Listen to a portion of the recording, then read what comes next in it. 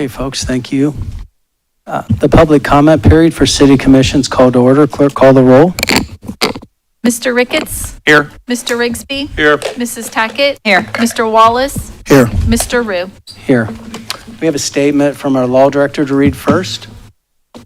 Thank you, Mayor and Commissioners. We understand that members of our community continue to have questions about the investigation involving City Manager Brian Heck and want to know where things stand.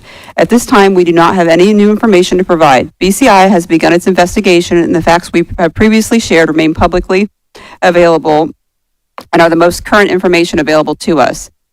As shared at the last commission meeting, I have advised the Mayor and Commissioners to limit their comments while the investigation is underway. The allegations remain unverified, and the city will not make any assumptions about guilt or innocence. It is important that we respect the independence of the investigative process and allow it to proceed without interference or speculation. We know that there are questions, and we understand the desire for answers. When there is verified information that we are able to share, we will promptly provide an update to the community. Thank you. Thank you, law director. Also have a statement to read about some of the activities in our town concerning ICE. I want to take a moment tonight to provide some clarification regarding federal immigration enforcement activity in our community and the role of the Springfield Police Division. We understand that there have been questions about why Springfield police officers may sometimes be seen in the same area as ICE officers or other federal authorities. I want to be very clear about that distinction. If Springfield police officers are present during or near federal immigration enforcement activity, they may be there because they have received a separate call for service requiring a local law enforcement response. Our police officers continue to carry out their responsibilities to maintain peace and order, respond to calls for service, address criminal activity, protect the safety of everyone present, and enforce the laws of the state of Ohio and the ordinances of the city of Springfield. The Springfield Police Division does not have a 287G agreement with ICE. They do not have that agreement. Our officers are not authorized to act as federal immigration officers or independently enforce federal immigration laws. ICE operations are directed and controlled by federal authorities, not the city of Springfield or the Springfield Police Division. We recognize that seeing multiple law enforcement agencies in the same area can create questions or uncertainty. We want our community to understand that the Springfield Police Department will continue to respond when its services are needed, regardless of who may be present at the scene. Our responsibility remains the safety and well-being of everyone in Springfield, and our officers will continue serving this community with professionalism, dignity, fairness, and respect. Thank you. I want to go ahead and we're going to continue with our comments. I have one more statement to read for guidelines for tonight. The City Commission remains committed to creating a conducive environment for constructive and productive dialogue and engagement for the community. Those wishing to speak need to fill out a public comment card and provide their name and address for the record. A state-issued ID or driver's license must be provided when filling out the card, and those residing within Springfield and Clark County will be permitted to speak during the public comment period. Comment cards will be accepted up to 15 minutes after the start of the formal comment period. Those who have determined to have provided false information on the card will not be permitted to speak at this meeting or the next regularly scheduled meeting. We're truly committed to making sure this meeting is an environment where people have the opportunity to share their ideas, their thoughts, and concerns. While we fully respect First Amendment rights of all individuals, disruptions or any conduct that impedes the orderly progress of the meeting will not be tolerated. Should any individual be escorted or asked to leave due to disruptive behavior on 3 separate occasions, they'll be notified they're considered trespass and barred from attending future commission meetings. As a reminder, citizen participation guidelines allows comments on legislative items. Each citizen may comment up to 3 agenda items per meeting with a total speaking time of 3 minutes on all agenda items. Our first guest tonight is Amanda Richardson.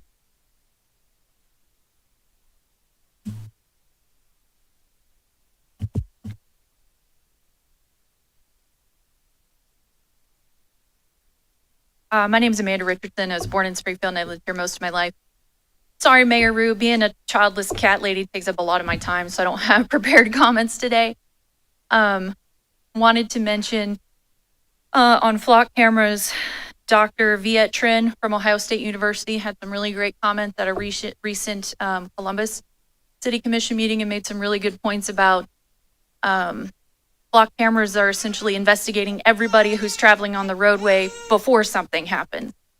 And I don't need to rehash what he said, but I recommend everybody go take a look at it. Because as much as I hate Flock for being sloppy, he makes some really good points about everybody giving up their privacy for maybe a benefit. I don't know, right? It'd be one thing if you said, Amanda, you got to give up your privacy so we can protect everybody in Springfield and Clark County. I would consider that.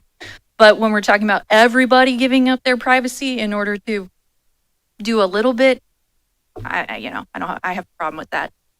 The other thing I wanted to mention was in Ohio, we only have one immigration court. It's in Cleveland. And the reason we have immigration courts separate from other types of courts, like I know we have like bankruptcy courts, and I think there's one in Dayton that serves like the Southern District of Ohio, and I think the other one's in Cleveland. Immigration matters are generally not considered criminal, right? Crossing the border illegally is criminal. I think it's a federal misdemeanor. All the other types of immigration cases are not considered criminal in the same way that people think, like overstaying your visa is criminal, sure, but you're not guaranteed an attorney to defend you, right? Because our laws don't consider those to be the same thing. I encourage people to look at and read a little bit more about how the immigration process works and how immigration courts work and get a better understanding of how that all happens.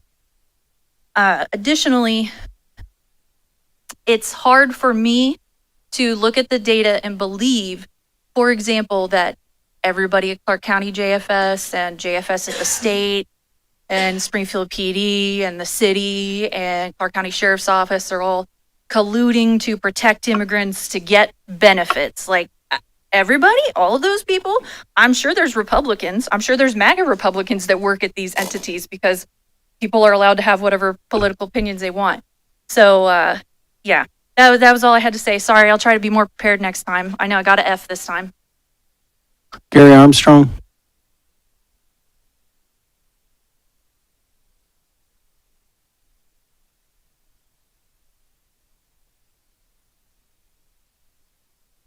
Oh, Is that, no, I'm not Aaron.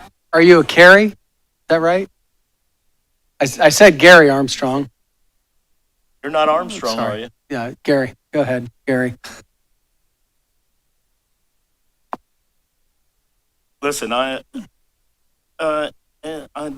expression "every chicken flies home to roost." When I read about the city manager, I knew that was just a possibility because I've listened and heard more lies here than any place I've ever been. And a lie's easy to tell, very easy.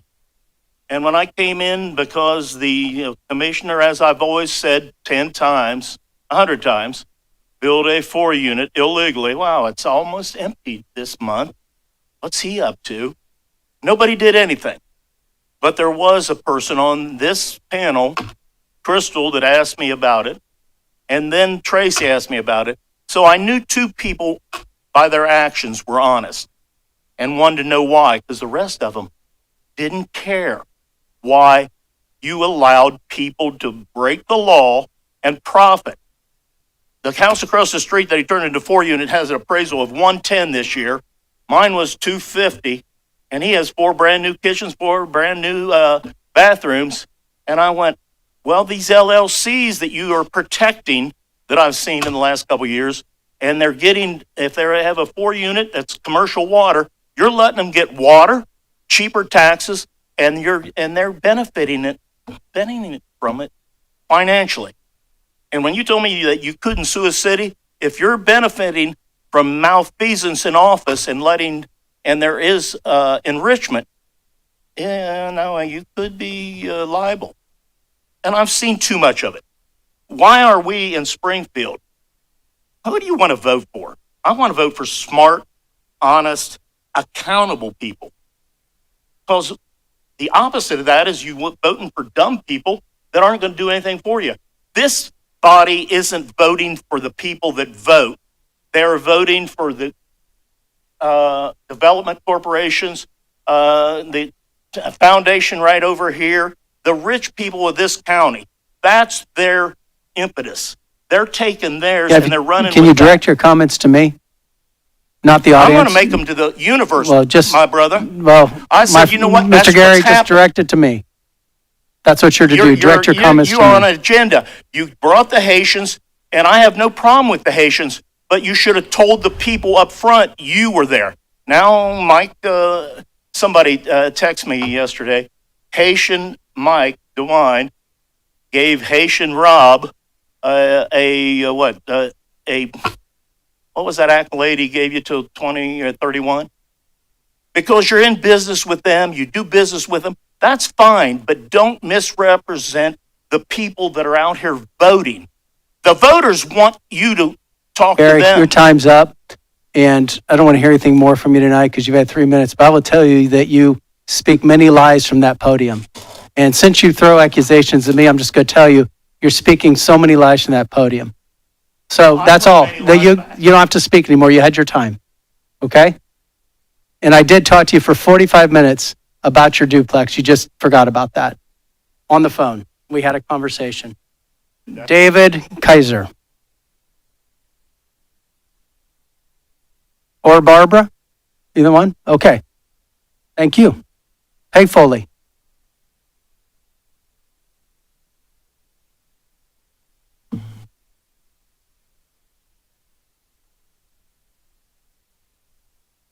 Good evening. I am grateful for the opportunity to gather in a peaceful manner and express my views and hear the views of others. And Mayor Rue and Commissioners, I thank you for your service during these difficult times. And I also appreciate the work of your team, our city employees, during these times. I am very concerned about our immigrant neighbors and our community as a whole. Every person in our city and state and country is entitled to due process. When one person is denied that right, it is a detriment to all of us. Some of our neighbors have been abducted and detained by federal entities. Some have lost their jobs and the ability to provide for their families. Some are so filled with fear that they are afraid to leave their homes. This is not right. I think about what can I do to stop this? What can we do to stop this? I urge all of us to write our senators, Senator Moreno, Senator Husted, write and call Congressman Turner, and urge them to extend TPS and provide some kind of pathway for legal residence or citizenship for our immigrant neighbors. I urge all of us to support organizations that are providing food and housing assistance and mental and emotional support to our neighbors. And I urge all of us to vote in November and elect people who act with compassion, uphold human dignity, and respect our constitutional rights. Thank you. I'm going to say Mr. Rex because I will not pronounce your last name correctly. Say it for me. Nick. Nagel. I appreciate that I too. gotcha. Thank you. Yeah, I just want to thank everybody for their time tonight. Just wanted to address some of the comments from last town hall meeting that we had about the jail. I ran out of time, so I just kind of wanted to dive in a little deeper, or at least bring these points up to acknowledgement for you guys and for the community. But you mentioned stuff around the new jail being like $3 million more to maintain yearly if you do it downtown, if you build a skyrise. You also mentioned things that it would cost 30% more to do things downtown as well. So I was just curious how you guys came to those numbers. It sounds like you guys have done an evaluation for a downtown location. You guys have details on that to get to those kind of numbers. I was wondering if you could share specific details with the community about a downtown location. The reason I'm asking for that is because I feel like a majority of your city is going to want to keep the jail downtown. And the reason I'm saying that is I think if you guys put it on a ballot, the ballot will speak. The reason it probably failed 2 times in a row is because we didn't have clear acknowledgement what you were going to do with this jail. 70% of the people turned it down. That's big. And I feel like it's not because people don't want a jail. It's they don't know what you're going to do with it, where you're going to put it, whose backyard is it going to be. Currently, it's in the north end territory is where you guys are thinking, but it was in the south end. So if it's not good enough in the south end, why is it good for the north end now? It shouldn't be good for any of the sides of Springfield. We should just keep it downtown. If you guys do that on the ballot, I'm telling you, people will vote in favor of it. You will get the tax money that you need to build your jail. So please just share the details of downtown location with us. If it's a skyrise that you're talking about building, it sounds pretty cool, actually. Maybe people might actually like seeing that from the skyscape. Who knows? If you build it pretty, people might like it. But my point is, though, like, if you keep the jail anywhere like exterior, especially the north end, they're going to have access. Released inmates will have access to the bike path. They're going to walk through the entire city to get back to where they are. If it doesn't matter if it's anywhere like the south end, they have to walk along a border. So if they live in the center of town or if they live south end of town and you build it on the north, they're going to walk through Fountain Avenue. They're going to walk down Ross Commons. It's just going to trickle down to lots of different places. They have to get these places. You guys say you can provide rides for them, but inmates don't have to take the rides.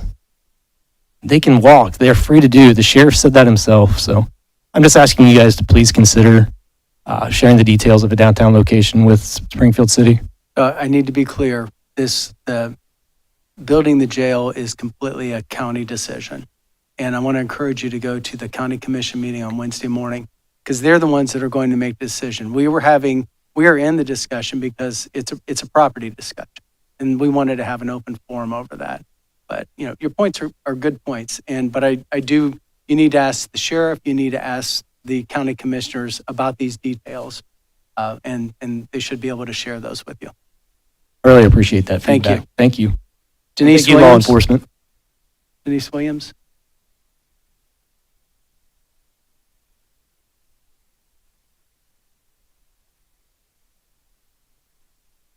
Good afternoon. And what I'm about to say, though, Mayor, is not in no way towards you or any commissioner up here. I'm just kind of venting a little bit. It is such a huge civil rights violation for not just Haitians or anyone without a criminal background to have shackles on their feet. I have never in my lifetime seen such, except for back in the 60s. It feels as if we're going backwards. I'm just sharing this with you so you can share it up to the higher ups. Because I know this is way beyond your control, and I get it. But I'm just letting you all know that this is a huge violation of our civil rights, that you're going to put shackles on folks' feet who do not have a criminal background. I would have, if I was the queen for the day, I would have done my due diligence in checking everyone's backgrounds before they are shackled. I don't know who I need to speak to or who I need to talk to, or do I need to call and get an appointment with the president? But I'm here to say I'm not beyond that. Those that know me know I'm not beyond that. But it's a disgrace within our community to shackle our neighbors without a criminal background check. And I think it is disgusting. They're putting everyone in harm's way. This is so disorganized, and I think it need to be revamped. I think we need to sit down with whomever's in charge of these ICE folks in Springfield, and they need to be better organized. Because right now, civil rights violations are being wronged and violated. And I'm not fussing because I know, you know, you and I talk regularly, but when you go up to your meetings, please give that message from me. It is a violation of civil rights for all people on all levels. Thank you. Thank you.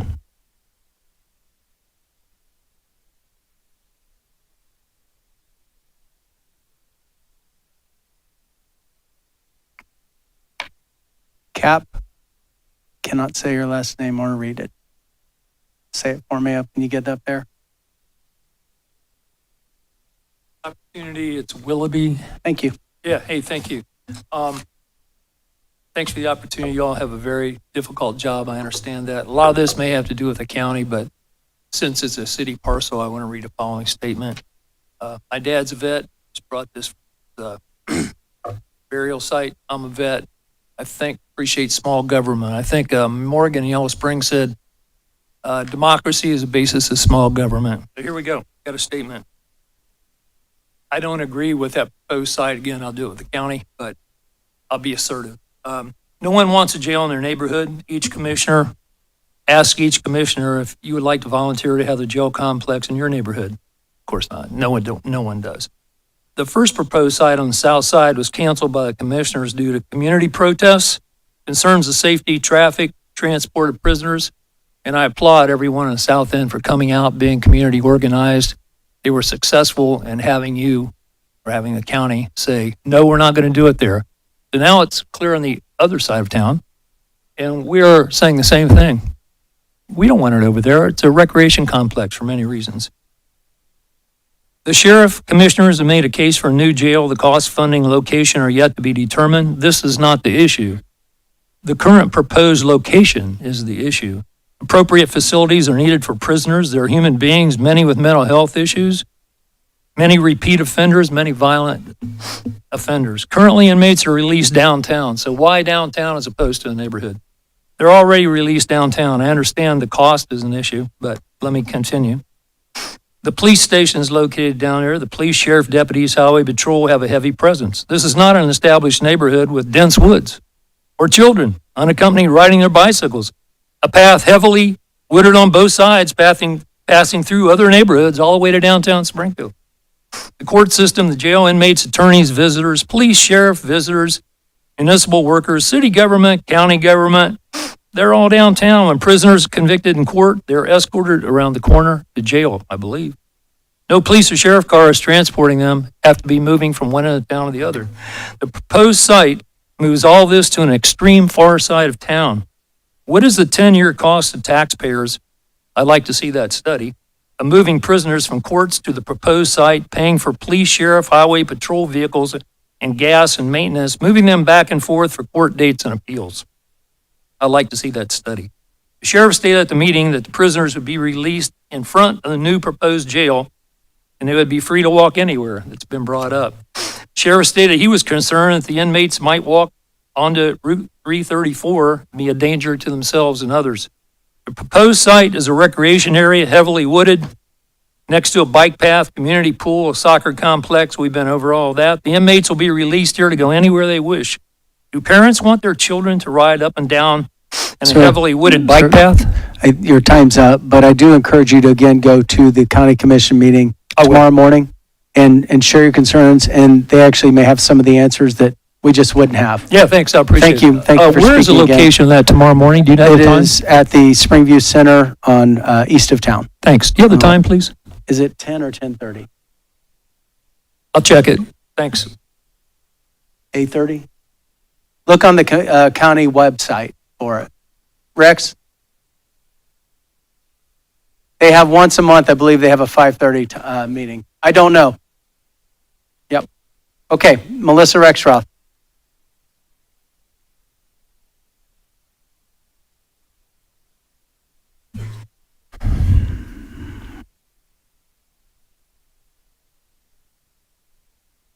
Melissa Rexroth. One of Springfield's slogans is say a good word or nothing at all. Have you heard of positive toxicity? Because this is a prime example of that. I completely understand not wanting to be a negative Nancy, but at some point, shouldn't you face problems head on and work on solving them? Or would you like to continue the pattern of ignoring them and the resentment builds? I know it may seem I only talk about the negative things, but I'm aware of the positives, and I appreciate them. The reasons I do not address them is because that's all you want to talk about. You don't want to face the major obstacles the city is in the midst of. I appreciate the good things, but the bad is far outweighing the good at this point. I didn't start coming here until my life was directly affected by the happenings of Springfield. I believe many people are blind to the corruption going on, and I was too, until I witnessed it firsthand. It affected me personally. So I come to these meetings to try and educate people on what is really happening in Springfield. They can listen or not. I don't look at things from the perspective of what practices can do for me. I tend to look at the big picture. I want to know what's being done at the top. What are the real reasons things are being done? In business, you learn propaganda. You point out all the positives and have rebuttals for any concerning issues. It's easy to trick unsuspecting people with pretty words. You paint pretty pictures for the citizens, and most of them believe you because they trust you. Many people have lost critical thinking skills, but once you start reading and learning, you realize all is not what it seems. The problem is most people don't read anymore. They trust you. And it doesn't appear things are researched before you take votes. If you do, why did Rob and Tracy both approve a tax abatement for the data center, essentially inviting them here? Tracy, you're running for Congress. What is your stance on data centers? When I tried to ask you, you wouldn't look at me or acknowledge me, and it appeared you recorded me or took my picture as your husband drove away. May I ask why? I recently formally asked you to stop approving tax abatements for big business, TIFs, etc., and I see the new business was given yet another tax abatement. The city is drowning in debt, and you approve this? You already approved the 100% abatement for the data center. That alone is going to cause many issues from health problems, ecological disruption, pollution of air, noise, land, and water. None of it makes financial sense. You invite businesses to come that will only use our resources and pollute. You sold your citizens' health and well-being to big business. Let a single mom come in and help you budget. I guarantee you one of us would have stretched that millions out that were squandered away. Roads would be repaired. All these new positions that pop up wouldn't be happening. Dilapidated buildings would be repaired on a budget. Real live people would be paid for jobs and not computers and AI, and more. When we as citizens face financial difficulty, we don't get to raise taxes so we get more money. We have to figure it out. I guarantee almost every single mom could help you budget better and trim the fat. Thank you. If you need my help, call me. Thanks for your passion for the community. Deb McClendon.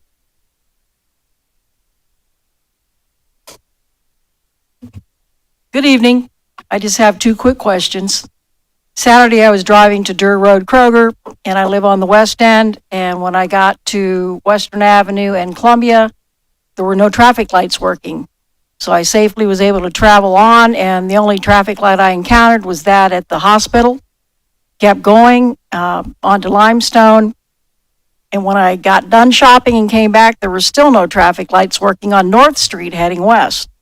Just wondered what was going on. There was no sign of any patrol cars. So I didn't know if it was just a really short matter of time or if the whole city had gone down or downtown. Chris Moore.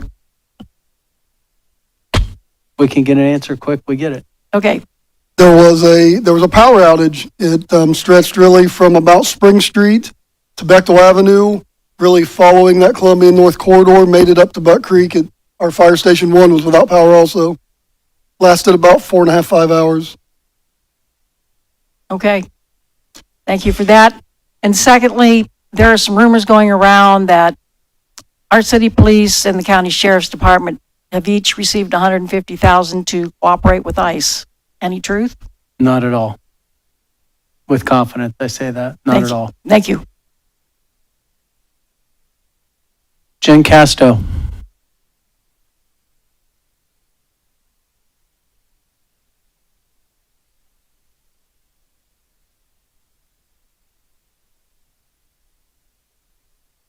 Good evening, City Commissioners, Mayor Rue. Thank you for allowing me to speak this evening. To those in this room and beyond who've decided what is going on in this city is not your problem, I'm talking to you directly tonight. Springfield is afraid, not of crime, but of ICE. Afraid of a car in the driveway that is not a neighbor's. Afraid to drop kids at school. Afraid to go to work. Afraid to sit in a pew on Sunday. That fear is real. It is happening right now, and some of you have decided it doesn't concern you. That is not good enough anymore. So let me say this plainly to the people who mock compassion like it's a flaw. There is no such thing as toxic empathy. That phrase is not real. It was invented by people who got tired of feeling anything when a family gets torn apart. So they gave their numbness a clever name and called it wisdom. Empathy is not weakness. It is the minimum requirement for sharing a community with other human beings. If you have to talk yourself out of caring when a father is zip-tied in front of his own children, the problem is not empathy, it is you. I want everyone to sit here with one question honestly. If it were white families being pulled off job sites and out of their homes, would you feel the same? Would the silence be the same? Most of you already know the answer is not yes. Many of you know that gap between how you'd feel then and how you feel now, that is the whole problem laid bare right in front of you. To everyone in this community with privilege, citizenship, a face that does not get profiled, a job that won't vanish because you spoke up. That privilege is not something to feel guilty about, it's something to use. It is your duty right now to stand between fear and the people living in it. Speak at this podium, show up at the school board, walk your neighbor to their car.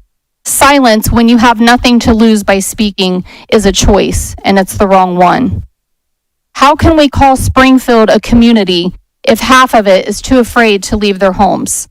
This is a reminder that an attack on one of us is an attack on all of us. Thank you.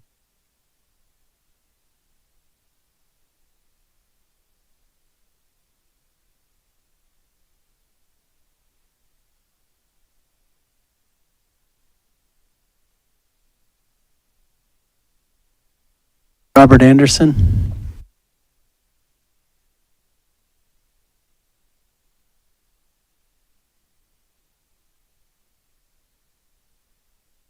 Thank you for having me. Last time I came to City Council, we spoke on ICE. I didn't hear anyone say anything positive about it. We just renewed our contract. We need to end our contract with ICE. We need to end it today. We do not need, sorry, I misspoke.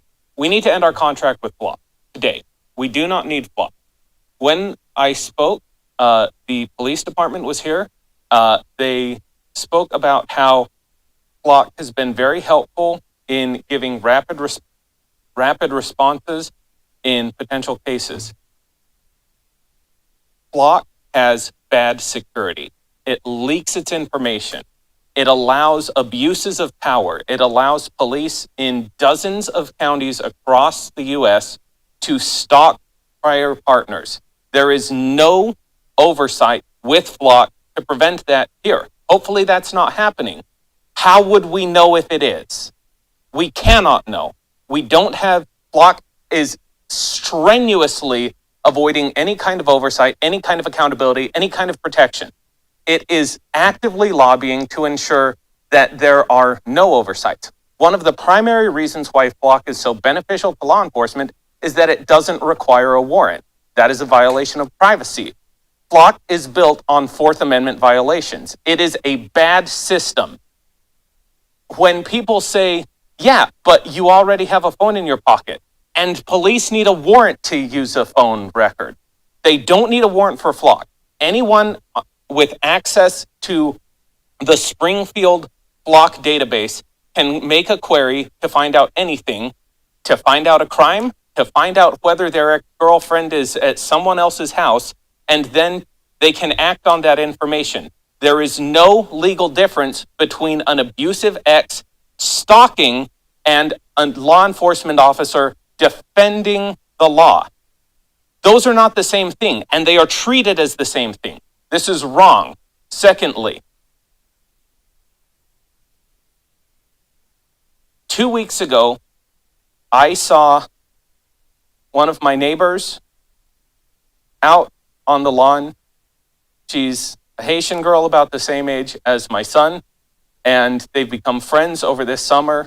Every time they see each other outside, they go and play together.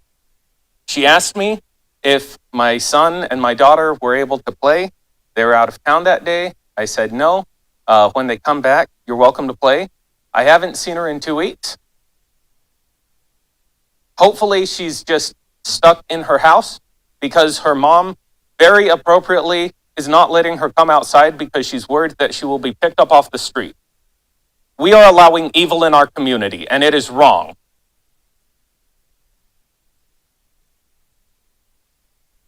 Laura George.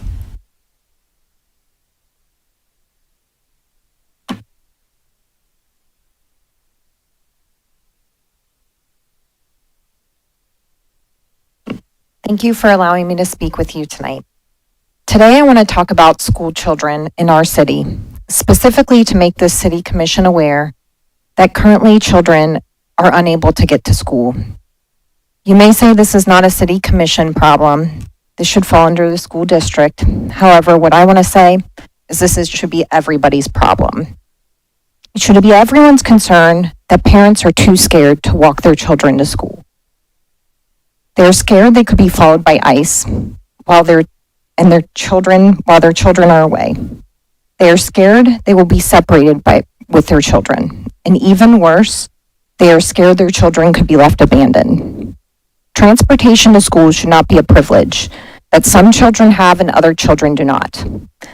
Children should have a safe and reliable way to get to school so that they can receive the education they deserve. I understand that there may be mileage, radius requirements, and that makes sense under normal circumstances. But we are not operating under normal circumstances right now. When there's a heightened level of fear and uncertainty in our community, I believe we should be willing to look at whether exceptions or additional transportation options are appropriate. Perhaps there could be different walking radius tiers based off of a child's age. Perhaps families within a certain radius could have an option to pay for that transportation fee. Or perhaps we could simply make an exception when there are extraordinary safety concerns. I did already call the school transportation office, and I was told that no changes would be made. That's why I'm standing here before you today. I'm asking that this commission support advocacy for transportation options and exceptions for families who are facing these circumstances. I'm asking you to work with the school district and help find a solution, because these children are in our city. And whether that responsibility technically lies within the city, the school district, or someone else, I believe we all have a responsibility to make sure children can get to school safely.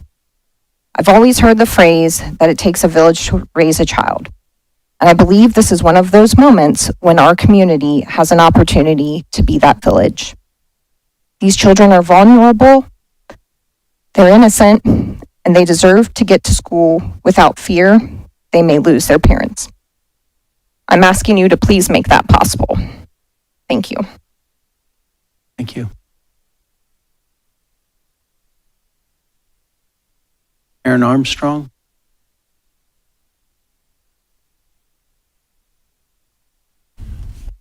Thank you for giving us the opportunity to speak tonight. I'm here tonight because of the Maggie Kuhn quote, "Speak up even if your voice shakes." I'm sure we all know ICE is in our city, terrorizing our neighbors and friends, keeping our children's friends hunkered down inside their homes when they should be excitedly attending their first days of the school year. Our federal government has sent a group of armed and masked thugs with unlimited resources and no accountability into our neighbors to track down and detain hardworking mothers, fathers, pastors, and friends, often grabbing them off the street and disappearing within a matter of minutes, leaving their kids to wonder why mom or dad didn't come home from work. While this breaks my heart, the loudest and most ignorant members of our community are cheering loudly. For those of you cheering and constantly defining the word temporary, save your breath. We all know what temporary means. TPS was put in place to protect nationals of specific countries from unsafe conditions. The U.S. State Department has Haiti listed as a level 4 do not travel advisory. According to the U.S. Department of State, violent crime is rampant in Haiti. There has been an increase in gangs, organized crimes, and terrorist activities.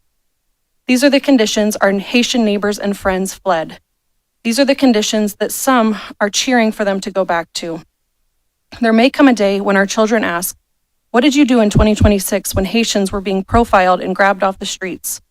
Some of you may say, "I was glad." The majority of you will have to say, "I did nothing. I was too busy, too scared, or just couldn't be bothered to interrupt my life." Both groups will be on the wrong side of history. This brings me to my request for the board. I want to ask first that the resolution that the city made in January asking that federal agents be unmasked and easily identifiable be upheld. Second, I want to ask that the city pass an order banning federal officers from using any city-owned property to conduct operations. Third, and I appreciate you clarifying this at the beginning, I ask that the city, Springfield Police, and the Sheriff's Department does not enter into a 287 agreement. Fourth, I ask that you work with local and state officials and local schools to provide a safety net for parents who are too scared to leave their houses and take their children to school. And I ask that they either provide an online option, transportation, or an exemption from truancy enforcement. And I ask that we all work together to make that possible. And I'll close by asking everyone, especially our leaders, to speak up for our friends and neighbors and speak out against the terror and harm that our federal government is inflicting on them. Thank you. Thank you. I do encourage you to go also, along with this meeting, to the city school meeting, the board, and speak, just say these same things to the board as well. Go to the county meeting too, okay? Thank you. Rachel Salyers?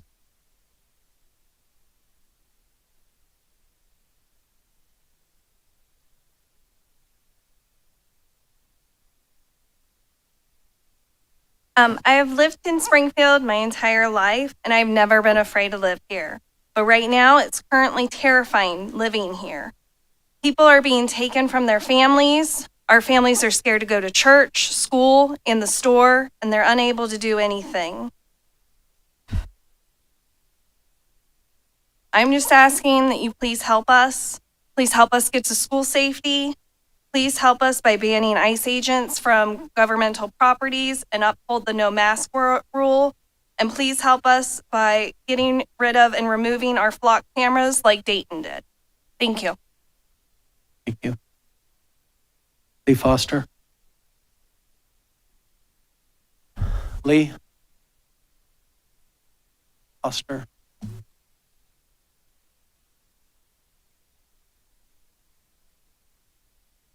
Antigone Smith? Smith? Is there Mr. or Miss Smith here to speak? Okay. Jeff Allen?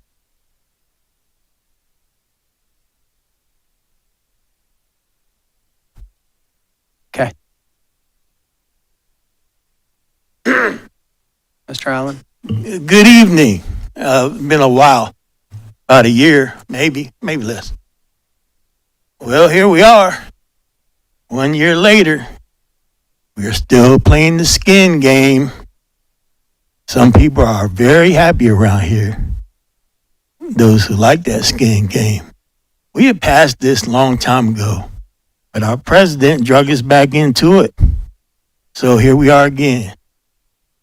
I'm gonna stop right there, and I have to admonish the order that this thing happened tonight. I was here at 6:25, in the door at 6:30, signed my paper, and I'm just now getting up here. I didn't intend to be here that long. It's okay, you guys got a chance to fix that. I'm just here to, tell the people, everybody hold your head up, keep fighting. Don't let the racists win, and to the racists, you should hold your head down. You should really be ashamed of yourself. Don't be proud of this. It's terrible. Nick Zappi?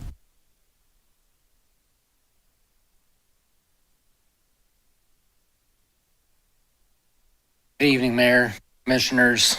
Thank you for your time tonight. I had a plan on making some comments about the new jail, but in the interest of saving time, I'll save my comments for the county meeting. Okay. Thank you. Thank you for being here.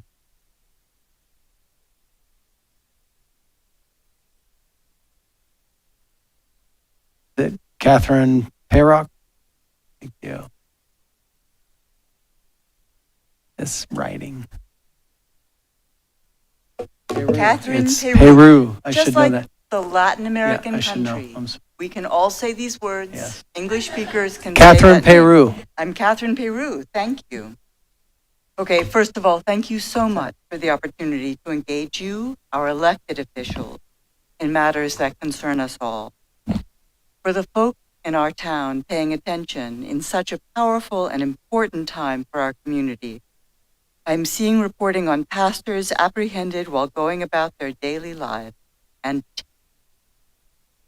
I am meeting elderly grandmothers, pregnant women, new mothers with newborn infants in arms, in shock.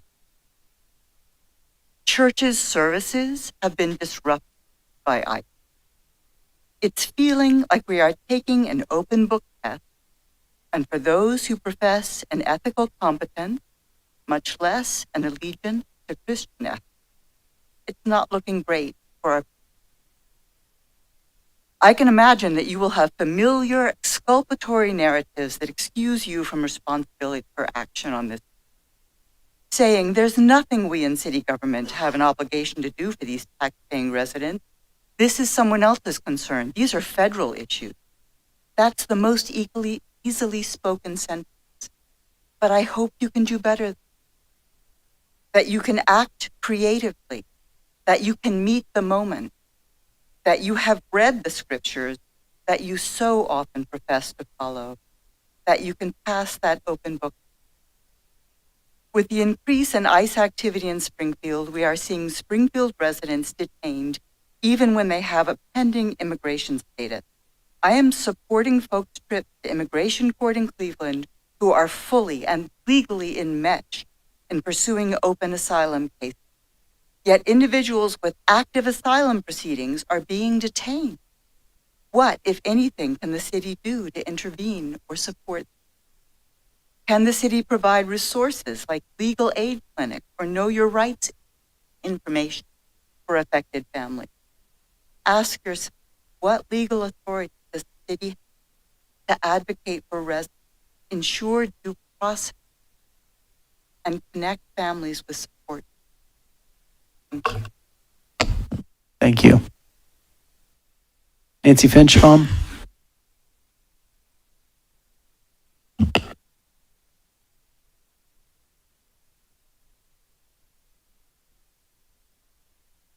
Hello, I'm Nancy Flinchbaugh. I live at 305 North Broadmoor, and I'm very concerned about the presence of ICE in our city and the federal policies that are encouraging them to be here to remove immigrants who have been living here peacefully and contributing to our economy and our community. 2 Haitian pastors have now been arrested and detained. I'm worried about the impact this has on all of us emotionally, as a community, and economically. I know that the city of Springfield did not invite ICE, and I want to thank you for the restraint our police has shown to maintain order and to protect our safety. I also want to thank the city commission and our police chief Elliott. I've heard for many years that our police department doesn't have the resources needed to deal with crime and other problems in the city, so I'm just asking that they continue to focus on those causing problems rather than assisting ICE in their work. The federal policy to get rid of immigrants makes no sense to me, other than it's very racist. My ancestors were immigrants. We are a nation of immigrants. I believe that our diversity makes us strong. Our businesses are being stripped of hardworking employees. Our city is losing good people who face death if they are deported to Haiti. I cannot remain silent in the face of such evil being perpetuated by our federal government, and I have been contacting my senators and representatives about this, like Peg Foley, who spoke earlier. I encourage others to do so. Thank you. Thank you. Terry Raisincost.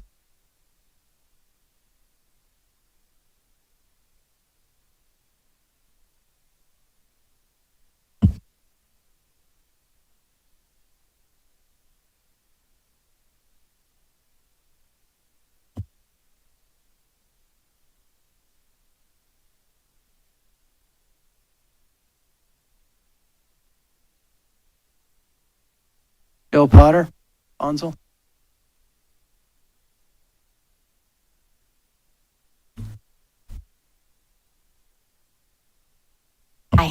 Thank you guys for all you're doing. As you've heard, another Haitian pastor was detained yesterday. That makes 2 Haitian pastors of churches in Springfield who have been detained in the past week. Over 30 people have been taken from Springfield. Let us be clear, they're not targeting criminals. They're targeting people going to church on Sunday mornings. They're targeting people going to work. They're targeting people in their homes. They're targeting people on the streets. I've spoken to immigrants through cracked doors because they've locked themselves inside and they don't know who to trust. Immigrants in our city are terrified to leave their homes. Americans with brown and black skin are afraid of being targeted because racial profiling is happening. People are afraid to go to the store to get groceries. And as you've heard, many parents are afraid to take their children to school and are just keeping them home instead. Springfield City Schools will not allow kids to move to online schooling, and they're not offering to provide transportation options. In regards to the behavior of the ICE agents themselves, community members have experienced ICE agents harassing them, being aggressive, using facial recognition technology without consent, wearing masks, and driving recklessly. Will our city leaders and our law enforcement protect us from the harm that the ICE agents are causing in our city? I have a few questions that need to be answered. As you mentioned, Clark County Sheriff deputies have been seen with ICE when they're knocking on people's doors. They've been seen escorting ICE vehicles around town and using government property to do their immigration work right here downtown. The government of Springfield does not have to allow them to be on government property. If the city commission and city leaders say they support keeping everyone in our community safe, we must ban ICE from using government property. I've spoken a few times at these meetings about the concerns with flock cameras. Most people are being detained on their way to and from work. It's very possible that flock cameras are being used to predict these people's routes in order to detain them. The Springfield Police Department is still sharing flock data with over 900 counties that have contracts with ICE. The new public portal has offered some helpful information like that, including the fact that Springfield shares much more flock data with other entities than most cities do. Even including private security companies who could not possibly need access to our information. We predicted that this would happen, and now it has, so now's the time to do something. The people being detained will be sent to dangerous places where they may be killed. My question is, can you live with yourself if you do nothing? We know what you can't do, but what can you do to help? Thank you. Thank you. Tabitha Randall.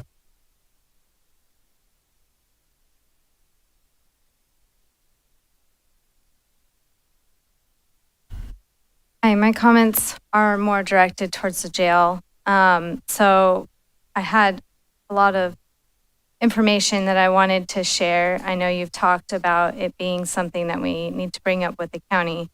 So I had some questions about that. As far as I understand it, the city has the right to decide about rezoning that land. That's correct. Has that already been decided? No, there'll be a zoning hearing on this in the future. And it'll be Okay. publicized, and you'll have an opportunity to speak at that as well. So that's a place that we can come and address some of these Of course. issues? Okay. And is it also at that or at another meeting where they will decide where No, they sell the actually not. property? No, the city commission will not see this in front of us to vote on it or not. Okay, so there will be a rezoning hearing and we can bring concerns up there. When do you decide whether or not to sell the property? Is that you?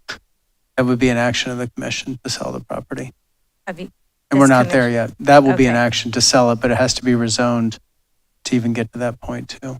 Okay, my can you tell me understanding. again when that rezoning meeting or where I can don't, find I don't the know if it's been information? publicized yet. Jason, has it been? It's not been publicized. It's not even scheduled yet. So when Okay. it is, it has to be publicly, there'll be a public notice about it where people Okay. have an opportunity to speak at the hearing. Okay. They are monthly, the hearings are. Okay, so will there be another opportunity that we can bring concerns up to you before you guys decide whether or not to sell the property? It would be an open action in the commission and the agenda would be publicized just like it is now. But there's nothing on our agenda For now, yeah. now. Right. I do encourage you to get some of your questions answered also at the county commission. Not putting it off, just saying this is, Yeah. they're the ones that are responsible to build the jail. Yeah, I sat down with Sasha Rittenhouse today for an hour and a half, and we talked about a lot of the concerns that You we have good concerns. Do you guys have the power to bring a vote about locations, about options, like bring a vote like north side versus south side versus No. city? Who would No, would- do a vote like that if we were to be able to have something like that? It would be the county commission that would bring that up. They're the county commission are the one that did the survey the last time and Okay. gathered in the information and publicized it. If this was something that was going to be on the ballot, it would be a decision of the commission put on to a vote. Okay, so if we were to petition for a vote, it would be to the county? And I would find out what those requirements are. Yeah. Yeah, but it Okay. would be the county's decision to put that on the ballot. Okay.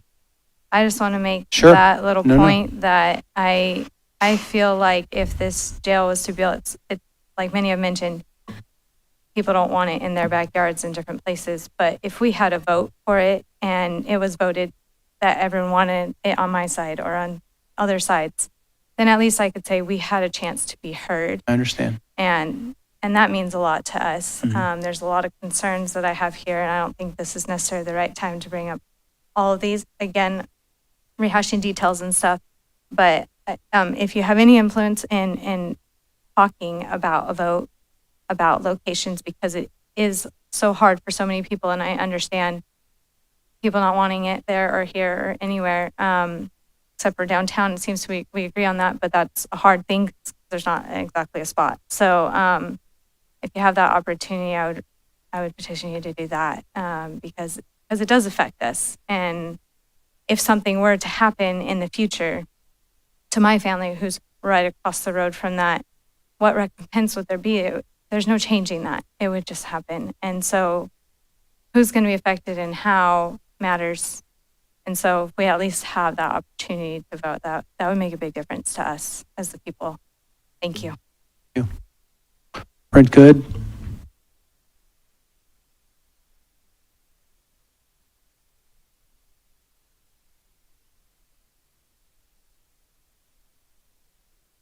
Thank you for the opportunity to address you tonight. I also am concerned about the jail being built on the north end. And I understand that it's the city that will be rezoning that, and it will be the city that is selling them the land. So while I understand the county is integrally involved in making that decision, this body also has a vested interest in that. And I want you to know the mind and the will of the people. We're not in favor of this proposal. I think the city lost an opportunity when they put the levy up for a vote to sell this to the people. I think if most of the good people of Springfield had heard the sheriff speaking last week about why they need the jail and what it can do for those that are incarcerated and those who need those services, they would have been more inclined to vote for it. So I'm hoping that this body will take that chance to put that levy up again and actually disseminate the information that is important for the people to understand so that they can pass that levy. Because where the jail needs to be is where the jail is now. It needs to be in this downtown location. Understand it's more expensive here, but that's why the levy was to be put out so that we would have the funds to do that. And so I think it's critical that we're putting forth that levy again for the people to vote on it. And not only just put it out there, but put it out with the sufficient information so that people can make an informed choice. Because without information, people are more often than not as elected officials, you know, they see a tax, they don't understand it, they're going to vote it down. So we need to do a better job of convincing them of the need, which is significant in this area. As a homeowner and business owner in this area, I'm concerned that this is going to impact our property values. I'm concerned about something that I heard you say, Mayor Bob, last week about the South 72 site being rejected because of potential development. And I'm concerned if that is the situation where we're putting development for the city over the current safety and concerns of citizens now.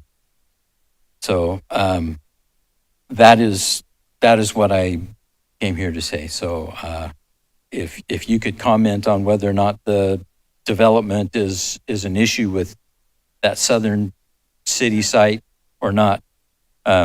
Personally, I think downtown would be a better site.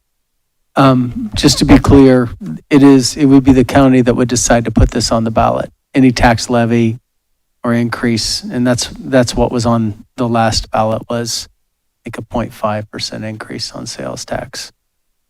And so that would be a county's decision. We don't have any influence on that other than the conversation we had here the other night with you. There's no slated development. I mean, the property was zoned in the past on the south end for development in the past. I'm not telling you that was the reason. It wasn't. People were just asking in the open forum we had of why this didn't happen, why that didn't happen. There was strong opposition. They didn't want to see the jail right on a main exit of a corridor in our community. So for whatever reason, the county decided to stop pursuing that property. And again, that's not our decision. I'm not doing this. I'm just telling you what we actually have say about. Okay? I appreciate that clarification. Yeah, and again, for sure. I think that it would be important. I think you should also read these comments in a county meeting. Absolutely. And ask for some answers from them as well. Absolutely. And we invite you back here as well. And I strongly urge you not to sell the property. Jeff Engel. Jeff. Mr. Philistine. Miss? Yes. Lucky.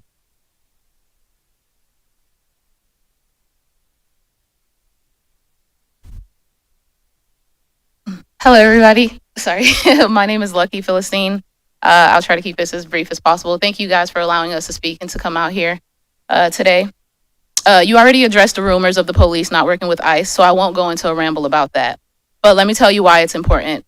I'm a young Black Haitian American, fatherless due to ICE removing my father from our home at such a young age. My mother was forced to raise 3 girls alone just because she wanted to give us a better life. Now, 20-something years later, I'm wondering what that better life is.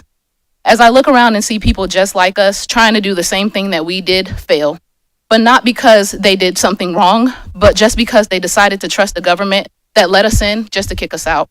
Seeing this crime is one thing, but living it day to day is another. Imagine speaking to your family in Haiti as they tell you that they were forced to leave their homes or hearing that they've been kidnapped or slaughtered. Just to turn around and hear the family that you have here in America that did everything right just to leave that place be forced to go back to it. My team and I, just a bunch of immigrants with some status, doing the best that we can to make a difference, want to take this opportunity to share that we have been working to bring together Haitian community members who are U.S. citizens, lawful residents, and longtime members of Springfield to stand together during these difficult times. Sometimes it's not visible to see that we have Haitian community members who are U.S. citizens, lawful residents, and longtime members in Springfield to stand together during these difficult times. It's not visible. Many people think that Haitians are not U.S. citizens or residents. There are many of us here, and we are continuing to pay taxes. We are business owners, workers, parents, and neighbors We have deep roots here. Today, we want to remind everyone that our community is part of the fabric of Springfield. We have brought together community leaders, faith leaders, and residents not to interfere with the work of ICE or the authority of federal agencies. Our goal is to promote understanding, communication, and support for families who are experiencing fear and uncertainty. We are asking for respect for due process, accurate information, and for every person's rights to be respected under the law.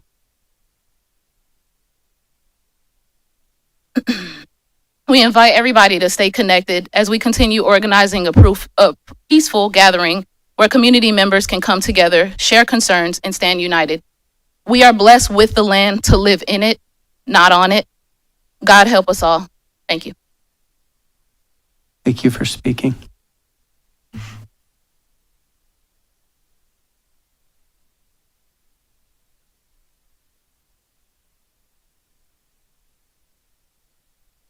Marcita Jeffrey.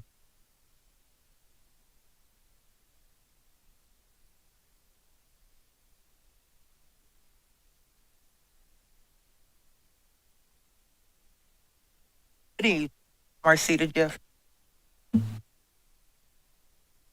Our community now is having to have different conversations with our children than we used to have. Being a black female, we had to sit our children down all the time and tell them, you can't do this, you can't do this, be careful where you go, make sure you always have this, that, and the other. I find myself doing that again. Make sure you have your driver's license. Make sure you have some type of ID on you. Make sure you be careful. Make sure your car is in order. You have your driver's plate on there. Nobody's messed with them. Your lights are all right. We're giving our children new conversations. I was lucky enough to have one of my great-grandchildren spend the summer with me. She's only 12 years old. And she was terrified. Terrified that she might be taken away. She left on Tuesday during the big storm. On that Thursday, I was getting in my car to go to work. And I saw a young Haitian lady coming down the street. And from her voice, it was very loud. And from her cadence, I could tell that she was praying. I watched her, and when she got almost even with my car, she collapsed. My yard man was there with me. We both went over to pick her up. And I just held her in my arms while she cried. I couldn't understand anything that she was saying. The only thing I understood was ICE, husband. Her pain was so great. I hate to make a comparison, but it reminded me of when my son passed. Her pain was so great. I couldn't understand what she was saying, but I was able to get her to some of her people where they could understand her and help her. I stood here a year or more ago and told you people that we would be here. And so many of you are happy. Our children will remember. And we won't let them forget. And we're not going to let our government forget. Thank you.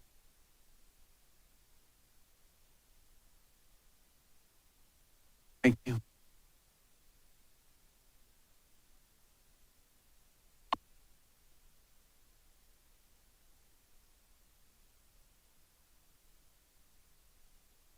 I just want to thank you for those that came out to speak for the humanity of our community, that you expressed your heart, your compassion, and it is very difficult and very sad to hear these stories, and I was aware of many of them before we got to this point, and it's just really hard, and I wish there is more that we could do as a local government. I really do. Some of you brought some suggestions. we'll certainly be there for discussion, but just don't want you to think that your comments are not being not heard, particularly about individuals that are being so negatively affected and and being torn apart. As human beings, they're being torn apart from their families, and it's heart-wrenching. Thank you for your comments tonight. I'm going to ask for a motion to, before I do that, is there any commissioners that would like to have any comments? I want to make sure and ask that the last couple of times. Any commissioners have any comments about tonight's concerns before we conclude this part of our meeting? Is there a motion to conclude public comment period? So moved. Second. It's been moved and seconded. Clerk, call the roll. Mr. Ricketts? Yes. Mr. Rigsby? Yes. Mrs. Tackett? Yes. Mr. Wallace? Yes. Mr. Rue? Yes, we're going to begin the formal meeting in about 4 or 5 minutes. We'll take a break.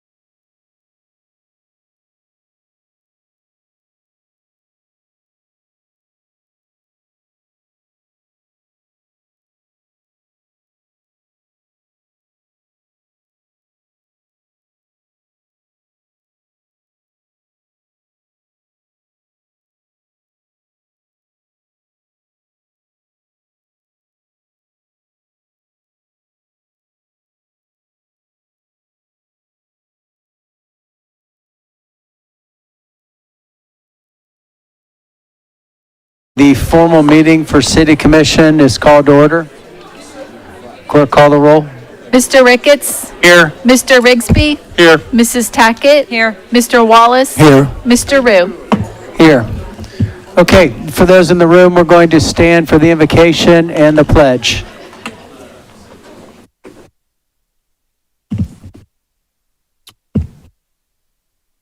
Amanda? At the teacher. I would just like us to have a moment of silence and reflect off some of the comments that were made about folks in our community, particularly about individuals being affected, the Haitian. Okay.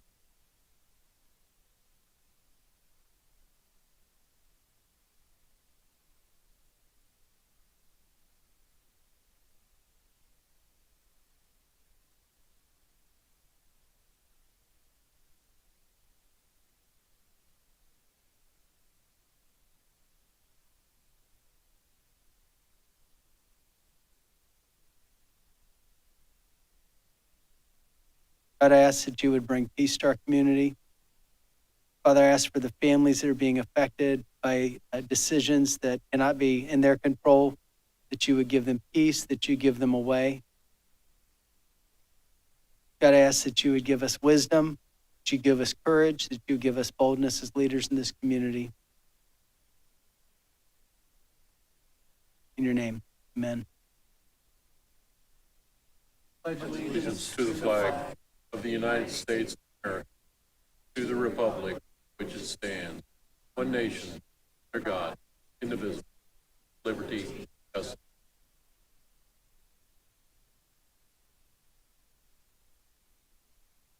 Hey guys, if we could have comments, if you could go ahead and leave folks in the back. If you want to go ahead and hold your comments out. You were speaking during the pledge, you know that, right? Wow. I was like, oh, it's caught off guard, folks. Okay. Is there a motion to approve minutes? So moved. Second. Been moved and seconded. Clerk, call the roll. Mr. Ricketts? Yes. Mr. Rigsby? Yes. Mrs. Tackett? Yes. Mr. Wallace? Yes. Mr. Rue? Yes. Clerk, proceed with first readings by title only. Amending ordinance number 9190 passed March 12, 1991, and commonly known as the codified ordinances of the city of Springfield, Ohio, by repealing and replacing section 911.02 entitled Service Charge Rates, section 911.04 entitled Bulk Water Purchases, section 917.02 entitled Service Charge Rates, and section 917.11 entitled Septage Discharge Fees. Confirming and approving the renewal of the contract with Synagro Central LLC for the removal and land application of biosolids for an amount not to exceed $135,000. Authorizing the city manager to enter into a brownfield remediation program grant agreement to accept funding in an amount up to $541,100 from the Ohio Department of Development for the demolition and site remediation of 827 Dibert Avenue, and authorizing the city manager, finance director, and law director to perform all acts and execute all documents they consider necessary to fulfill the city's obligations under said grant, and to comply with all relevant local, state, and federal legal requirements. Authorizing the city manager to enter into an agreement with the Drug Enforcement Administration to reimburse expenditures for officers involved in joint operations for the period of October 1, 2026 through September 30, 2031, and authorizing the city manager, finance director, law director, and chief of police to perform all acts and execute all documents they consider necessary to fulfill the city's obligations under said agreement and to comply with all relevant local, state, and federal legal requirements. Thank you. I'd like our finance director to speak to 19526, then also have questions about 19626 and 19726. Certainly, Mayor and Commissioners. If you'll look up at the screen, this will also be available on our website to explain how we determined and just some historical data for these rate increases that we are recommending. So this evening is the first reading of the proposed utility rate adjustments that would take effect January 1st of 2027. The legislation proposes a 15% increase in water rate and a 5% increase in sewer rates with no increase in stormwater rates. For a typical residential customer, the combined monthly bill would increase from $68.74 per month to $74.10 per month. That's an increase of $5.36 or 7.79% overall. These recommendations are based on our long-term utility rate modeling, which Finance completes annually. That model considers revenues, operating costs, capital needs, debt obligations, regulatory requirements, and our consumption trends. One of the significant factors is that modeling is declining water usage, which you see up here reflected in the top right-hand side of this slide. There is a direct relationship between usage and rate. As that consumption declines, we bill fewer gallons and generate less revenue for our utilities. So while many of the cost of operating and maintaining the system remain fixed and are increasing. We still operate the same treatment facilities, maintain the same infrastructure, meet regulatory and debt obligations, and make necessary and often mandated capital investments for these utilities. At the same time, those costs continue to increase. So since 2021, which you see in the bottom left side of the screen here, the cost of installing a 6-inch water main has increased approximately 154%. Chlorine has increased 183%. Lime, 100%. Labor costs, 27%. And we've seen significant increases in equipment and electricity. So the city is not immune to those cost increases, like with electricity, that many of us feel at home as well. So we're seeing pressure from both sides. Usage and billed consumption are declining, while the cost of operating, maintaining, and investing in the system continue to rise. With this proposed increase, again, the typical combined bill of $74.10 is what those increases would result in. That compared to the state average from 2023 for a utility bill, that number is $85.28 compared to $74.10. So with these increases, we still remain among the lowest in the Miami Valley. These adjustments are what our current modeling indicates are necessary to responsibly maintain both the short and long-term financial health and reliability of our utility systems. This legislation, again, will return for your consideration and a vote next meeting, as it's just a first reading tonight. Thank you. Yes, good evening, Commissioners. So 19626 is a brownfield remediation grant, and it is for a former school building located at 827 Dibert Avenue. The grant itself is for $541,000 through the Ohio Department of Development, and it requires no local match. That building is vacant and partially collapsed at this time and is considered a safety hazard. Moving down to 19726, that is an annual agreement with the Department of Justice Drug Enforcement Administration. So that partnership has been in place since 2012. We have officers who are deputized to enforce federal drug enforcement violations, and this allows us to leverage that partnership for additional resources and training and reimburse overtime. Thank you. Other comments from commissioners? Other comments from the Actually, I just have one. I don't know if you can answer this or not. Once that property is remediated and the brownfield is gone, then somebody can build on there. Then somebody can put housing or anything else on there, correct? Yep. So I'll have our our community development deputy director Steve Thompson answer. Hi, good evening. Yes, this grant will demolish and remediate the property, so it will be ready for redevelopment. Now, what type of redevelopment? That will be part of the remedial action plan. So I can get you more information about whether that will be qualified for residential or commercial only. Thanks, Steve. Thank you. Other comments from the audience on first readings only? Hearing none, we'll move to second readings. Okay, for first reading, go ahead. I just had a question on the utilities. Do we know known factors that's contributing to the lower usage?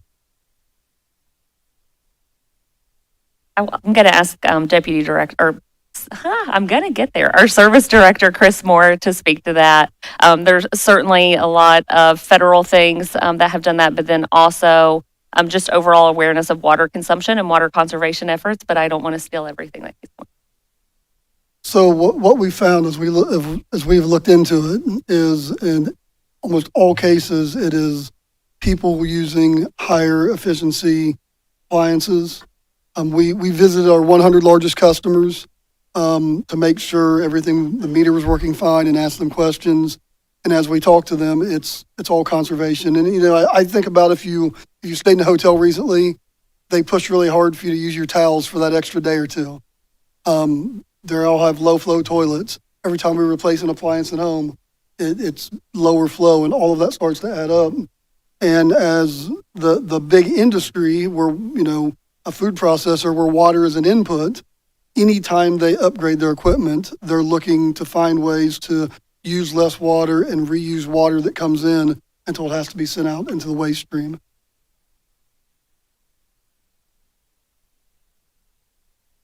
Thank you. We'll continue with second readings. Amending Ordinance 9190 passed March 12, 1991, and commonly known as the Codified Ordinances of the City of Springfield, Ohio, by amending certain sections of Part 11 entitled Zoning Code. So moved. Second. It's been moved and seconded. Other comments from commissioners? From the audience? Clerk, call the roll. Mr. Ricketts? Yes. Mr. Rigsby? Yes. Mrs. Tackett? Yes. Mr. Wallace? Yes. Mr. Rue? Yes. Amending Ordinance 21-138 to modify the residential rehabilitation tax exemption available within the Springfield Revitalization Community Reinvestment Area pursuant to Ohio Revised Code Sections 3735.65 through 3735.70. So moved. Second. Been moved and seconded. Other comments from commissioners? Yes. I've spoken about this before, and I want to reiterate the original purpose of this program. According to the Ohio Revised Code, this program was to promote revitalization in depressed areas by offering tax exemptions. My problem with making the entire city limits fall under this, we're saying that the entire city of Springfield is a depressed area, according to the Ohio Revised Code. Now, I know there's all kinds of reasons for doing this, and part of this, the community revitalization part that has to do with remodeling old homes and things like that, I have no problem with. But I do have a problem with saying that all areas of Springfield are depressed so that a developer can get a tax break. And my biggest example is what we have up on North Limestone now. We now have houses up there that are being sold for $400,000 or more, and on their signage they're boasting that you get a 15% tax break on this. So I really have problems with saying the entire area should fall under this. And as a result of that, I will not be supporting this amendment, this ordinance.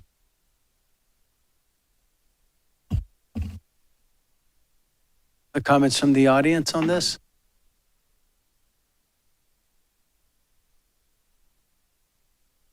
Okay, go ahead, Jason. Yes, we'll have our Economic Development Manager, Cassie Scott, share a few words about this.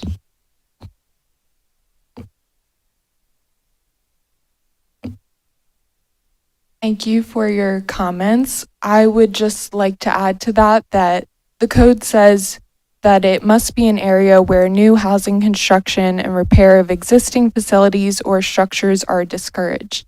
And that's kind of been left wide open to meet a variety of definitions. So that can be aging or poor housing stock, that can be vacant or abandoned properties, that can just be insufficient new housing construction, or even where there is a gap that exists in that pro forma where we need to encourage development using the incentive. So I hear you, I do, and thank you for your comment. Is this also something we can revisit annually? This is something we will look at every single year, and the intention is not to leave this wide open forever. We are saying we need more housing right now. Let's keep building. And as that housing stock continues to grow, we can in fact scale this back. Just one more quick question from you. If this passes, any new housing development would still have to undergo a review. It wouldn't just be an automatic tax rebate. Each individual project is individually looked at, correct? Actually, for residential, every project would be eligible. For commercial, every one of these is negotiated on a case-by-case basis. Thank you. Comments from the audience? Clerk, call the roll. Mr. Rigsby, Yes. Mrs. Tackett, Yes. Mr. Wallace, Yes. Mr. Ricketts, No? Mr. Rue. Yes.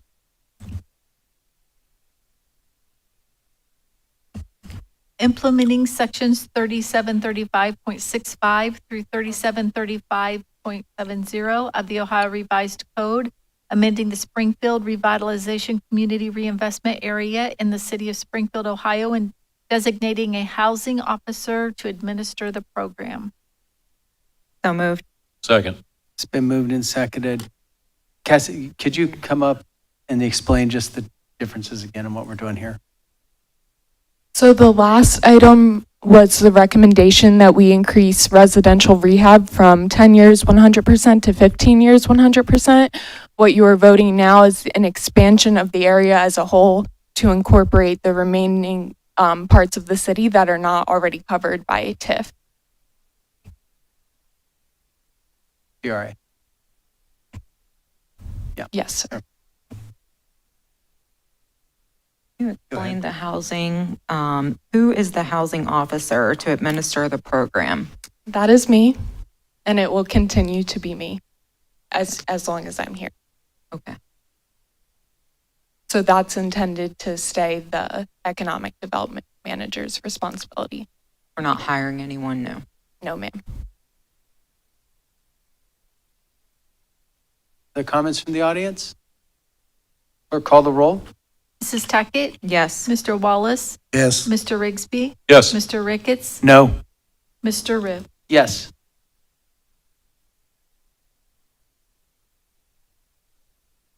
Establishing a fee structure for the City of Springfield Community Reinvestment Area application processing the annual monitoring administered pursuant to Ohio Revised Code Sections 3735.65 through 3735.70.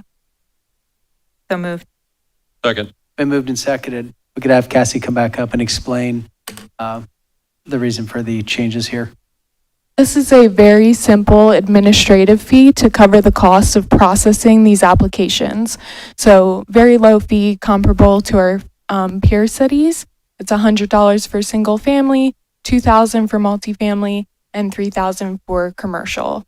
And the intention of that is so that if it increases, it's not draining our general fund. So if we did need to hire somebody, we'd have money set aside or to cover my position. Gotcha. Was this structure set in place already? We had a fee in place for commercial, an application fee, but no other fees other than some commercial agreements have a fee included in their agreement with the city. But for residential, nothing. So you're adding a residential fee? A No. very small $100, and that's just to account for the time it takes to process it. I think I'm glad to see the fee structure going in place. I think it's important. One of the sort of debates around both tax incentive financing and CRA, any tax abatement is that the claim is that we're giving away things. And I think it's incredibly important that when we negotiate TIFs, we say we make schools whole, we make the public services whole. With this, we're going at least some way towards making the administrative functions whole. I was a little bit, we came down from the original fee structure, lowered it slightly. I would have preferred to see it stay at the level that you had talked about with us the first place. I understand why, but I think it's important to know that anytime we're talking about any kind of tax rebate or abatement, we're not giving away the services. We're just allowing an upfront payment to cover the costs, and then it lets it be a more predictable cost for the developer and the people going forward. And I think that's incredibly important. I think we should also note, we're not just talking about developers. Who else will benefit from this? So your average Joe who wants to fix up his home, or your average Jill who wants to buy a new home and get a home with a tax abatement, they will also benefit. Or you yourself, you could go pick a piece of land, build new there, and if it's in the zone, you too can benefit from this. So it really benefits everyone, from your big scale developer to your little guy.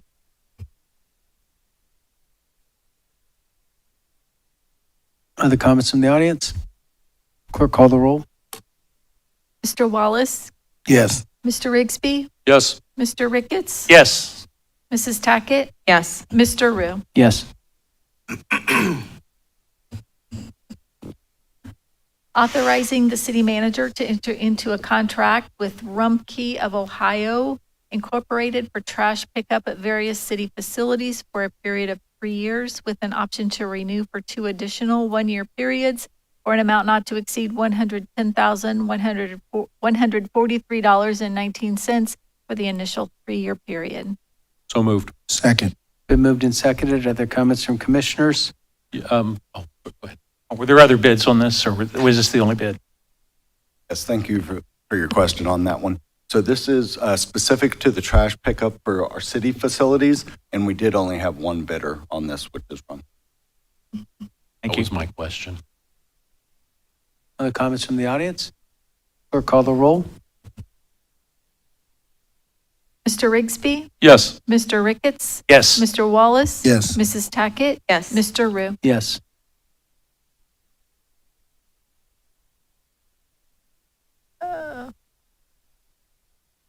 Authorizing the city manager to enter into a contract with Lorenzo Anderson, doing business as All Things Truck Hauling and Dumpsters LLC, for nuisance abatement services as needed by the city for a period of 1 year, with an option to renew for 2 additional one-year periods, for an amount not to exceed $50,000 for the initial contract year.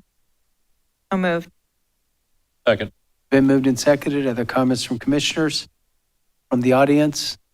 Clerk, call the roll. Mr. Ricketts, Yes. Mr. Wallace, Yes. Mrs. Tackett, Yes. Mr. Rigsby, Yes. Mr. Rue. Yes. Authorizing the city manager to enter into a contract with Gary Gilbert Jr., doing business as Gilbert's Lawn Service, for nuisance abatement services as needed by the city for a period of 1 year, with an option to renew for 2 additional one-year periods, for an amount not to exceed $50,000 for the initial contract year. So moved. Second. Been moved and seconded. Other comments from commissioners? From the audience? Clerk, call the roll. Mr. Wallace, Yes. Mrs. Tackett, Yes. Mr. Ricketts, Yes. Mr. Rigsby, Yes. Mr. Rue. Yes. Authorizing the city manager to enter into a contract with OMAC Hauling Incorporated for nuisance abatement services as needed by the city for a period of 1 year, with an option to renew for 2 additional one-year periods, for an amount not to exceed $50,000 for the initial contract year. So move. Second. It's Been moved and seconded. Are there comments from commissioners? From the audience? Clerk, call the roll. Mrs. Tackett? Yes. Mr. Wallace? Yes. Mr. Ricketts? Yes. Mr. Rigsby? Yes. Mr. Rue? Yes.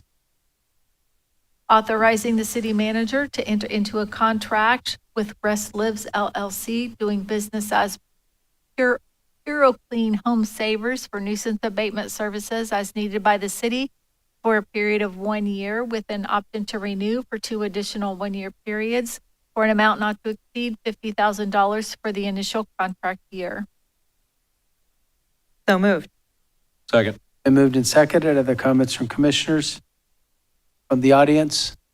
Clerk, call the roll. Mr. Wallace? Yes. Mr. Ricketts? Yes. Mr. Rigsby? Yes. Mrs. Tackett? Yes. Mr. Rue? Yes.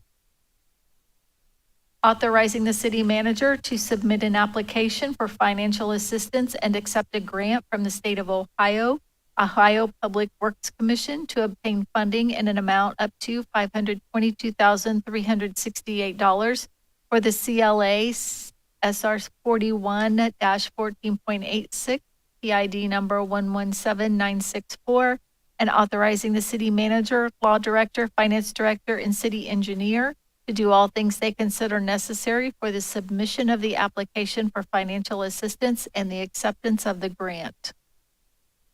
So moved. Second. It's been moved and seconded. You want to re-explain what we're doing here?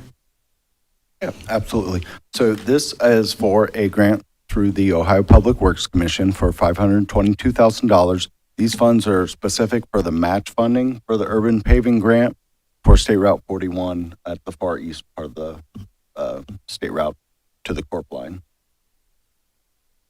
Thank you. Other comments from the audience? Clerk, call the roll. Mr. Ricketts? Yes. Mr. Wallace? Yes. Mr. Rigsby? Yes. Mrs. Tackett? Yes. Mr. Rue? Yes. Authorizing the city manager to enter into a plat agreement, subdivision development between the city and Sycamore Ridge Project 1 LLC for Phase 3 of the Sycamore Ridge development, and authorizing the city manager, law director, and finance director to do all things necessary to implement the said plat agreement subdivision development. So moved. Second. Been moved and seconded. Are there comments from commissioners? From the audience? Clerk, call the roll. Mr. Wallace? Yes. Mr. Rigsby? Yes. Mrs. Tackett? Yes. Mr. Ricketts? Yes. Mr. Rue? Yes. Accepting the recommendations of the Tax Incentive Review Council for enterprise zone agreements and community reinvestment area agreements. So moved. Second. It's been moved and seconded. Are there comments from commissioners? Yes. Cassie, I've read this document from the meeting that was held, I believe, on August the 14th. And one thing that I noted in there was that you stated that even though it's you're having a problem with some of the developers turning in their paperwork for, yep, those right here, you brought it up, that it's the developer's responsibility to file the paperwork and that they're not doing it in a timely fashion. And we weren't there for the discussion, but could you enlighten us a little bit on why the developers who are getting these tax breaks are having trouble getting their paperwork in? Before you answer that, could you explain what this commission is and when it meets and why it meets? So this is our annual Tax Incentive Review Council. We meet every single year to review all of the agreements that the city has. What you're referencing there, those are for our TIFs. And as a part of that process, the developer themselves, they have to file a DT-24 form. Sometimes they forget. That is a process that the auditor, the county auditor, oversees. So when she comes to our meeting, we sit there and we say, which ones do we have? Which ones do we not have? And then we remind the developer to file it. If they don't get that money. That's not my prerogative, but for the abatements I oversee, like the enterprise zone and the CRA, all of that paperwork was filed. Yeah, I see it's the developers that aren't submitting the paperwork. And looking at this report, it says if they don't file it in the year that they were supposed to get it, they do not get it. The auditor oversees that and she's monitoring that process. So if they didn't submit it, they don't receive those monies. So they're just leaving the money on the table. Some of them could be. Thank you. Comments from the audience? Clerk, call the roll. Mr. Rigsby, Yes. Mrs. Tackett, Yes. Mr. Ricketts, Yes. Mr. Wallace. Yes. Mr. Rue. Yes. Authorizing the city manager to enter into Amendment E to the engineering services agreement with Black and Veatch Corporation for the Eastern Pressure District Water Line Upgrades Project to extend the project completion date to December 31, 2026, confirming and approving related expenditures incurred from May 31, 2026, and declaring an emergency there. So moved. Second. Been moved and seconded. Are there comments from commissioners? From the audience? Clerk, call the roll. Mrs. Tackett, Yes. Mr. Rigsby, Yes. Mr. Ricketts, Yes. Mr. Wallace. Yes. Mr. Rue. Yes. Confirming and approving change order number 1 to the contract between the city and Milcon Concrete for the Miracle Mile Water Line Replacement Project to increase the contract in an amount not to exceed $17,349.68 for a total amount not to exceed $1,198,299.68 and to extend the project completion date to October 30, 2026. Authorizing the city manager to execute said change order number 1 and declaring an emergency therein. So moved. Second. It's been moved and seconded. Are there comments from commissioners? Can you explain that increase? Sure. So I'll actually have our service director, Chris Moore, explain this. It's about a $17,000 change order. So this increase is primarily due to field conditions being different than were originally on the plans. As they went out there and started digging, the water line was in a different location for a portion of the project. That caused them to have to dig through bigger parts of some of the driveways and replace some drainage ditches or drainage pipes under the driveways. Thank you. Other comments from the audience? Clerk, call the roll. Mr. Rigsby, Yes. Mr. Ricketts, Yes. Mr. Wallace. Yes. Mrs. Tackett, Yes. Mr. Rue. Yes. Authorizing the city manager to enter into an airport improvement program grant agreement with the Federal Aviation Administration in an amount up to $149,694, authorizing an expenditure of up to $7,879 to be used as local matching funds, authorizing the city manager, law director, airport manager, and the director of finance to do all things necessary for the execution of the agreement and to comply with all relevant local, state, and federal legal requirements and declaring an emergency therein. So moved. Second. Been moved and seconded. Other comments from commissioners? Yeah, my understanding is that we're just approving these matching funds, but these are actually not city funds being used for the match. So in fact, we've found a way to leverage 100% of the funds for this part of the project without touching our funds, which I think is pretty incredible. It's great.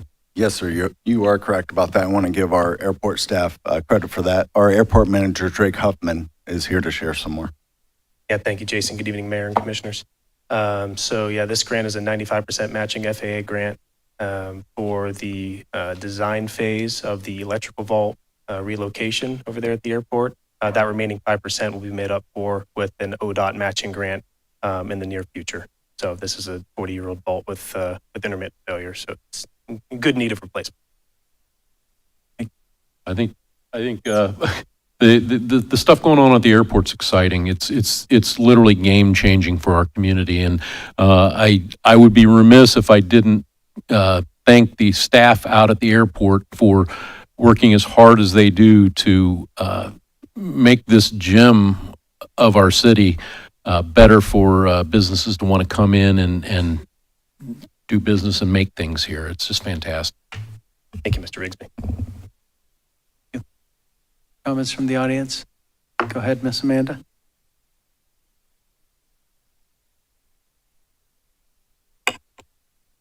So just more generally about the emergency ordinances like this one, why do we have some of these emergency ordinances? Like, why is it an emergency? Is it like FAA got us the paperwork late and we have to pass it by a certain date? Or, is it Amanda works for Chris Moore and she never gets her paperwork done No, on time? it's nothing like that. These okay. are all timely reasons. They try to keep the emergency ordinances. If you look on here, there's only 5. Yeah. Which is not very many. And most of them have to do with timing issues and payment issues.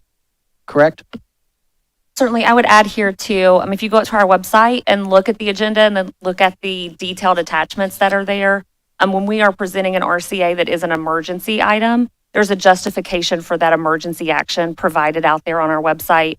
So specifically for this one, emergency action is necessary due to FAA timelines requiring the grant agreement to be formally executed and returned no later than September 2nd to prevent the forfeiture of the funds. Good question. And not that I want you to pick on like specific city employees if somebody's not doing their No. job, but you get what I'm saying? Like, if the holdup is the state or the feds, like, I get that. It's the Fed. No, I'm just kidding. I have no idea. Okay. Yep. Clerk, call the roll. Mr. Ricketts? Yes. Mr. Wallace? Yes. Mr. Rigsby? Yes. Mrs. Tackett? Yes. Mr. Rue? Yes. Providing for supplemental appropriations within various funds and declaring an emergency therein. So moved. Second. Been moved and seconded. Here again, Ms. Amanda, is these items come in that need to be taken care of, and that's why these are always on the emergency ordinances. Correct? Ms. Katie? Certainly, and in this case for supplemental appropriations, this is actual budget money, so this prevents things like moral obligations. So we're able to increase POs in a timely fashion with those budget monies. Great. Comments from the audience? Clerk, call the roll. Mr. Wallace? Yes. Mr. Rigsby? Yes. Mrs. Tackett? Yes. Mr. Ricketts? Yes. Mr. Rue? Yes. Confirming purchases and the obtaining of services for the city and providing for payments therefor and declaring an emergency therein. So moved. Second. It's been moved and seconded. Other comments from commissioners from the audience? Clerk, call the roll. Mr. Rigsby? Yes. Mr. Wallace? Yes. Mrs. Tackett? Yes. Mr. Ricketts? Yes. Mr. Rue? Yes. And we have one addition to the agenda, consenting to the reappointment of Scott Hootman to the City Planning Board. So move. Second. Been moved and seconded. Other comments from commissioners? Appreciate Scott being willing to serve on one of our boards. Comments from the audience? Clerk, call the roll. Mr. Wallace? Yes. Mrs. Tackett? Yes. Mr. Ricketts? Yes. Mr. Rigsby? Yes. Mr. Rue? Yes. Commissioner announcements and acknowledgements? If there's none, is there a motion to adjourn? So moved. Second. It's been moved and seconded. Clerk, call the roll. Mr. Ricketts? Yes. Mr. Rigsby? Yes. Mrs. Tackett? Yes. Mr. Wallace? Yes. Mr.